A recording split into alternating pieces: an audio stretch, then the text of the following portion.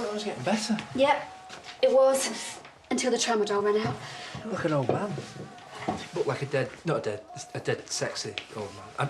I'm not saying that... Just stop, please. You recovered from yesterday's shock? Are you still hyperventilating? Vanessa, I wasn't taken in. Not for a second. And if I look like I was, it's because I was pretending.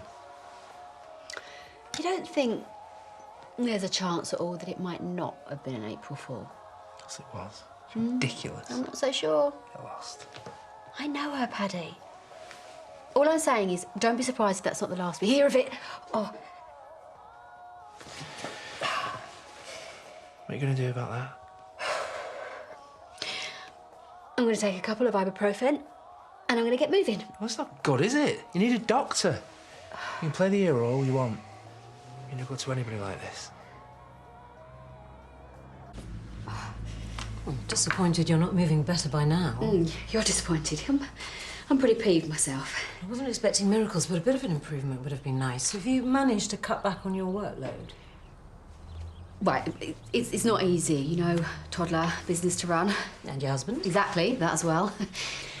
Look, to be honest, I was coping better. Those painkillers he gave me, they really took the edge off it. And then I was still getting these spasms, so I was having to stop work, and then I was getting stressed about trying to catch up. And...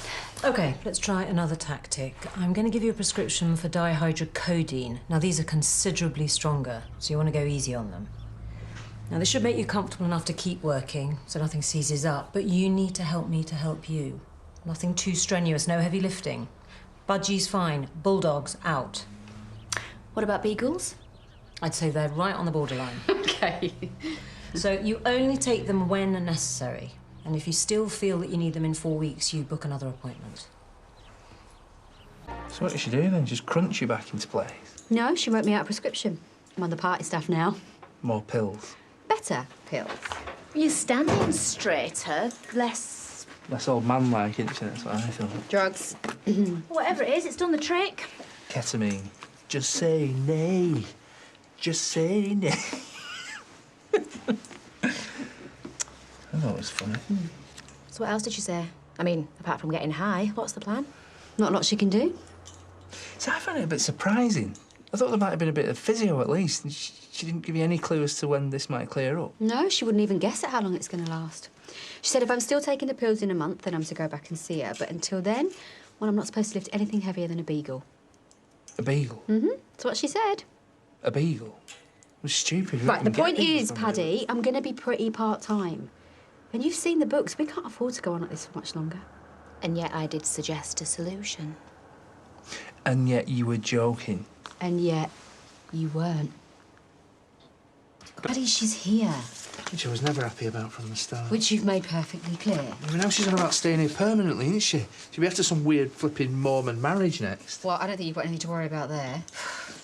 Look, the situation is different now. If she goes, we have to replace her. Sorry, I kind of gathered you were talking about me, but I'm dying for a pee. No, it's fine.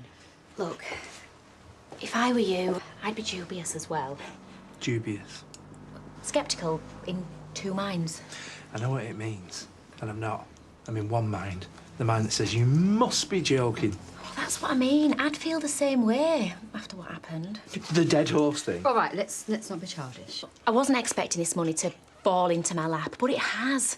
And just when I've been feeling massively guilty about Katie... And snapping Rona in half. Please don't forget about that. I'd literally be giving something back, and I'd get to stay living in the village, which I love. You'd get an extra pair of hands, a cash injection. But you'd be getting a big section of my business, which I've built up over more than a decade, without killing people's horses, I have to say. You were happy to jack it in for New Zealand. Look, just think about it. I'm going to go to lunch. I'll bring back some sarnies. We can all get stuck into my inheritance. The last thing I wanted to do was cause more trouble between you. It's all right, you're not doing... It's just the idea is taking a little bit of getting used to. Keeps making me want to choke. Sorry. Trying to get my head round it. I promise. I'm not going to keep going on, so one last thing, then I'll shut up.